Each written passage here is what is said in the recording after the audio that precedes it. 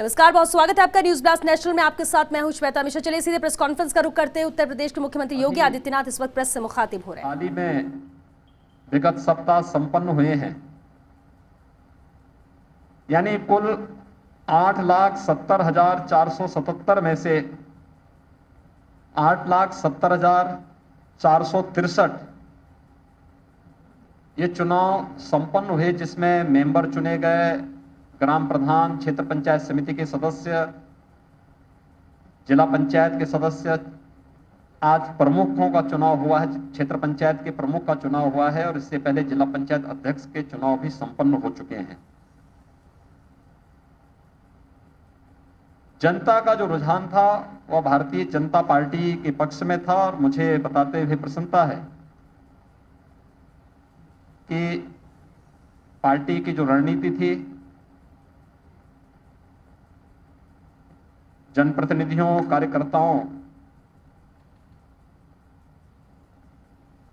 का संगठन की रणनीति के तहत जो कार्यक्रम आगे बढ़ा, उसका परिणाम था कि 75 जिला पंचायत अध्यक्ष में से भारतीय जनता पार्टी ने 73 पर अपने प्रत्याशी खड़ा किए थे, 2 अपने सहयोगी दलों को दिए थे। 73 में से भारतीय जनता पार्टी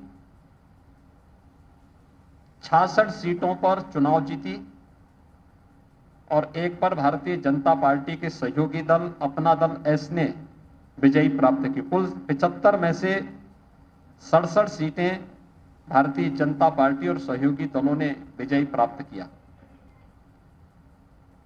क्षेत्र पंचायत के 825 क्षेत्र पंचायतों के लिए जो चुनाव संपन्न हुए हैं, जिनमें 75,852 सदस्यों ने भागीदार बनकर के चुनाव संपन्न किया और आज जिनमें से भारतीय जनता पार्टी ने 825 में से 735 पर भारतीय जनता पार्टी ने अपने प्रत्याशी खड़े किए थे,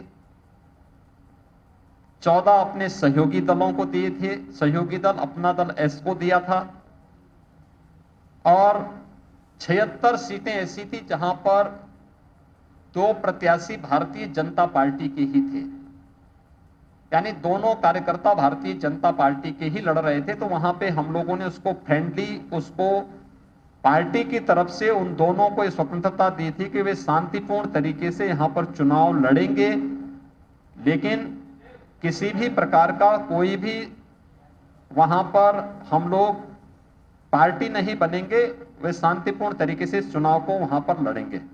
यानी कुल 90 सीटें ऐसी थी जो हम लोगों ने फ्री छोड़ी थी, 14 अपने सहयोगी दल के लिए और 76 उन कार्यकर्ताओं के लिए जहां पे 2 भारतीय जनता पार्टी के ही कार्यकर्ता अपनी तैयारी कर लिए थे और बाकी 735 पर भारतीय जनता पार्टी ने अपने प्रत्याशी समर्थित किए थे। उन्होंने समर्थन 735 प्रत्याशियों को भारतीय जनता पार्टी ने प्रदेश के अंदर अपना समर्थन दिया। आज जो परिणाम अभी तक सामने आए हैं और जो रुझान है, उनमें भारतीय जनता पार्टी 635 सीटों पर अपने सहयोगी दलों के साथ और अपने उन सभी समर्थकों को लेकर के 635 से अधिक सीटों पर भारतीय जनता पार्टी क्षेत्र पंचायत प्रमुख के चुनाव में विजयी बन रही है और ये संख्या अभी पूरे परिणाम।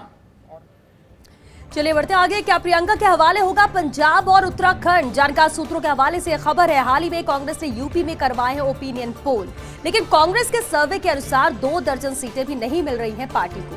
ऐसे में यूपी में कांग्रेस प्रदेशाध्यक्ष और प्रभारी दोनों को बदलने के मूड में है। लल्लू सिंह पार्टी को एकजुट रख पाने में यहां सफल साबित नहीं हो पाए हैं और ऐसे में प्रदेशाध्यक्ष पद के लिए चल रहे राजेश मिश्रा, आराधना मिश्रा के नाम।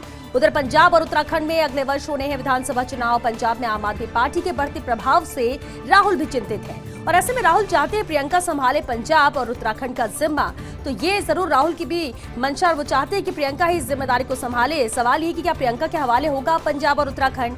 जानकार सूत्रों के हवाले से खबर है, हाल ही में कांग्रेस ने यूपी में ओपिनियन पोल करवाए हैं, लेकिन कांग्रेस के सर्वे के अनुसार 2 दर्जन सीटें भी नहीं मिल रही हैं पार्टी को।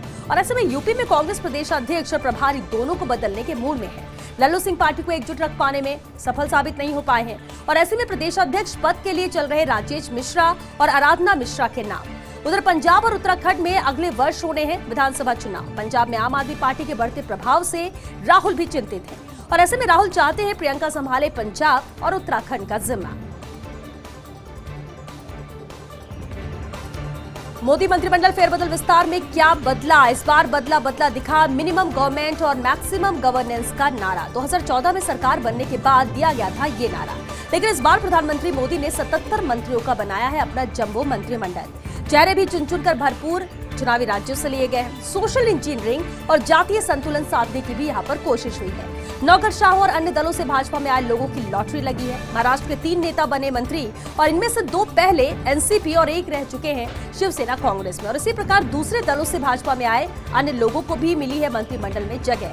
हालांकि नए मंत्रिमंडल के बावजूद अभी भी कई मंत्रियों के पास अतिरिक्त प्रभार है। कैबिनेट से इस्तीफा देने वाले रविशंकर प्रसाद को तमिलनाडु का गवर्नर बनाने की चर्चा है और वहीं प्रकाश जावड़ेकर फिर लौट सकते हैं संगठन में। तो ऐसा माना जा रहा है कि आने वाले वक्त में कुछ बदलाव यहाँ पर देखने को मिल सकता है, जिम्मेदारियां यहाँ पर तय की जा सकती हैं। लेकिन मंत्रिमंडल फेरबदल में इस बार बदला दिखा है मिनिमम गवर्नमेंट और मैक्सिमम गवर्नेंस का नारा। 2014 में सरकार बनने के बाद ही ये नारा दिया गया था, लेकिन इस बार प्रधानमंत्री मोदी ने 77 मंत्रियों का बनाया है अपना जंबो मंत्रिमंडल।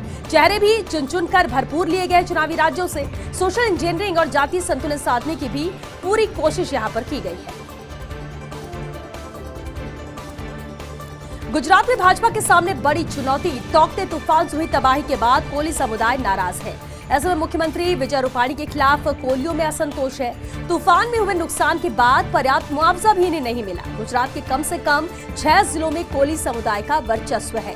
विधानसभा में भाजपा के 12, कांग्रेस के 10 कोली विधायक हैं और अब भाजपा के सामने कोलियों को मनाने की बड़ी चुनौती है कि भाजपा इन्हें कैसे मनाए, ये बड़ा चैलेंज रहेगा। तो गुजरात में भाजपा के सामने ये बड़ी चुनौती है। तौकते तूफान से तबाही के बाद कोली समुदाय नाराज है और ऐसे में मुख्यमंत्री विजय रूपाणी के खिलाफ कोलियों में असंतोष है। तूफान में हुए नुकसान के बाद पर्याप्त मुआवजा भी इन्हें नहीं मिला। गुजरात के कम से कम 6 जिलों में कोली समुदाय का वर्चस्व है। विधानसभा में भाजपा के 12, कांग्रेस के 10 कोली विधायक हैं और अब भाजपा के सामने कोलियों को मनाने की बड़ी चुनौती है। उत्तराखंड में पुष्कर सिंह धामी ने पहना कांटों भरा ताज। पहाड़ी राज्य में धामी की नियुक्ति पीढ़ीगत बदलाव का प्रतीक है। विधानसभा चुनाव से 8 माह पहले मुख्यमंत्री बने हैं धामी। धामी के मुख्यमंत्री बनने से भाजपा के तमाम गुट नाराज हैं। उत्तराखंड के 11वें मुख्यमंत्री हैं पुष्कर सिंह धामी। पार्टी की गुटबंदी से निपटना धामी के लिए बड़ी चुनौती है। तो ये बड़ी चुनौती है। कांटों भरा ताज धामी ने पहन लिया है। उत्तराखंड में पुष्कर सिंह धामी ने कांटों भरा ताज पहना है क्योंकि पहाड़ी राज्य में धामी की नियुक्ति पीढ़ीगत बदलाव का प्रतीक है। विधानसभा चुनाव से 8 माह पहले मुख्यमंत्री बने हैं धामी। धामी के मुख्यमंत्री बनने से भाजपा के तमाम गुट नाराज चल रहे हैं। उत्तराखंड के 11वें मुख्यमंत्री हैं पुष्कर सिंह धामी। इंडिया टुडे की कवर स्टोरी उम्मीद की किरण। टोक्यो ओलंपिक टलने के बाद अब आयोजन की तैयारी। हर 4 साल में क्रिकेट को फीका कर देता है ओलंपिक में भारत की तैयारियों का जायजा लिया गया। ओलंपिक में भाग लेंगे 120 भारतीय एथलीट्स। इनमें 15 निशानेबाज, 9 मुक्केबाज शामिल हैं। बैडमिंटन में भारत को सुपर शटलर पीवी संधू से भी बेहद उम्मीद है। तो टोक्यो ओलंपिक टलने के बाद अब आयोजन की तैयारी है। हर 4 साल में क्रिकेट को फीका कर देता है ओलंपिक में भारत की तैयारियों का भी जायजा लिया गया। ओलंपिक में भाग लेंगे अब 120 भारतीय एथलीट्स। इनमें 15 निशानेबाज हैं, 9 मुक्केबाज भी शामिल हैं। इकोनॉमिक टाइम्स की report, the turn around man. केंद्र के लिए सहकारिता विभाग का प्रभार अमित शाह के पास।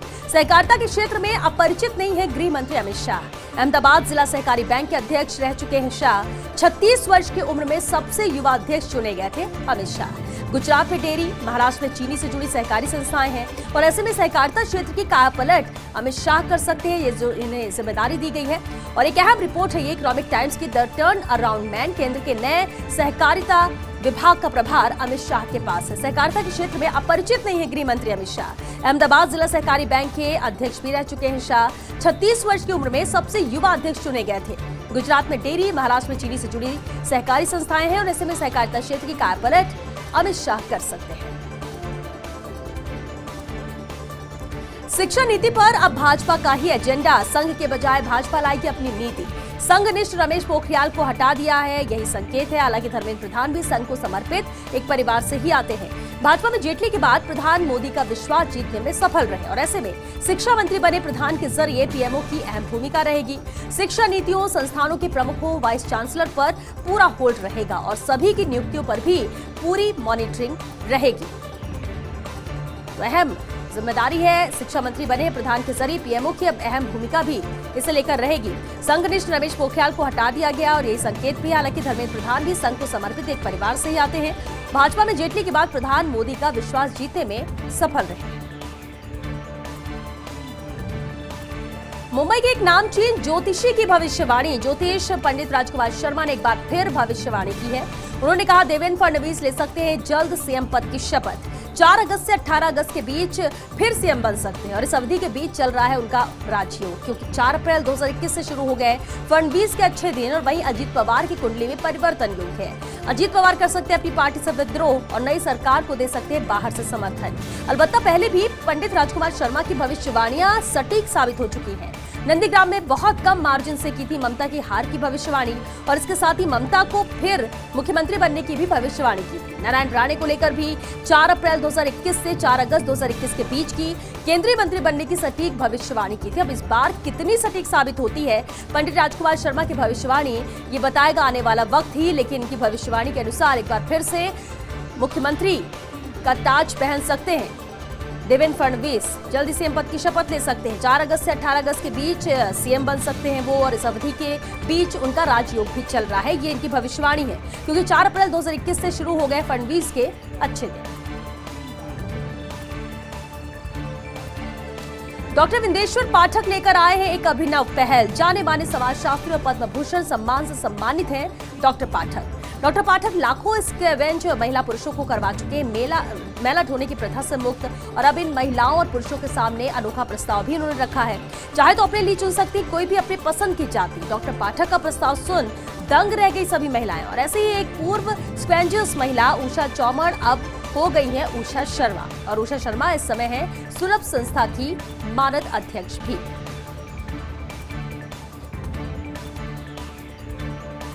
पर्यटन निगम में मैन पावर अनुबंध में भारी घोटाला। गढ़गौर, स्वागतम, नाहरगढ़, जैसलमेर यूनिट में घोटाला है। करीब 1 करोड़ से ज्यादा के फर्जी भुगतान का ये मामला है। कई यूनिट्स में स्वीकृति से ज्यादा मैन पावर लगाई गई है, तो स्वागतम में स्वीकृति से कम मैन पावर का इस्तेमाल पर्यटन निगम ने 4 यूनिट हेड को दे रखा है नोटिस। एक यूनिट हेड के सेवानिवृत्ति पर लाभ भी रोके गए हैं। आरोप है कि वास्तविक मैन पावर लगाई गई है कम, जबकि भुगतान ज्यादा किया गया। अब पर्यटन निगम प्रशासन कर रहा है वसूली के प्रयास। हालांकि एक अधिकारी पर निकाली गई है वसूली को मनमानी तरीके से माफ यहाँ पर किया गया और अब पूरा मामला पहुंचा है पर्यटन राज्य मंत्री गोविंद सिंह डोटासरा तक। गोविंद डोटासरा ही अब इसका समाधान करेंगे, लेकिन मामला अब गोविंद डोटासरा तक पहुंच चुका है। बेहद अहम मामला है ये, जहां एक यूनिट हेड की सेवानिवृत्ति पर लाभ भी रोक दिए गए हैं। इस मामले में आरोप ये कि वास्तविक मैन पावर यहाँ पर कम लगाई गई है, जबकि भुगतान उससे ज्यादा किया गया। अब पर्यटन निगम प्रशासन वसूली के प्रयास भी कर रहा है। कोरोना महामारी ने साबित की G7 की असफलता। G7 से इस महामारी के दौर में विश्व को काफी आशा थी। अंतर्राष्ट्रीय स्तर पर निर्धन देशों को बचाएगा महामारी की मार से। अमीर देशों का समूह G7 नहीं कर पाया कोई ठोस प्रबंध। Canada, France, Germany, Italy, Japan, England, America, European union G7 के सदस्य हैं, लेकिन जितनी उम्मीद दूसरे छोटे देशों ने की थी महामारी में मदद मिल सकेगी और ऐसे में G7 की असफलता सामने आई है। G7 से इस महामारी के दौर में विश्व को काफी आशा थी। अंतर्राष्ट्रीय स्तर पर निर्धन देशों को महामारी की मार से बचाएगा अमीर देशों का समूह है G7, जो कि कोई ठोस प्रबंध नहीं कर पाया। यूपी में जनसंख्या नियंत्रण विधेयक पर ड्राफ्ट तैयार है। 2 से अधिक बच्चे होने पर नहीं मिल पाएगी सरकारी नौकरी। 2 से अधिक बच्चे होने पर चुनाव भी नहीं लड़ पाएंगे। सरकारी योजनाओं का भी लाभ नहीं मिल पाएगा। यूपी विधि आयोग ने ड्राफ्ट की कॉपी जारी की है। विधि आयोग ने ड्राफ्ट पर जनता से राय भी मांगी है। 19 जुलाई तक जनता से राय मांगी है यूपी विधि आयोग ने, जहां पर सुझाव आम जनता से भी मांगे गए हैं। 2 से अधिक बच्चे होने पर नहीं मिल पाएगी अब सरकारी नौकरी और अगर 2 से अधिक बच्चे होते हैं तो चुनाव भी आप नहीं लड़ पाएंगे। सरकारी योजनाओं का भी किसी तरह का कोई लाभ नहीं मिल पाएगा। यूपी विधि आयोग ने ड्राफ्ट की कॉपी यहां पर जारी की है। विधि आयोग ने ड्राफ्ट पर जनता से राय मांगी है।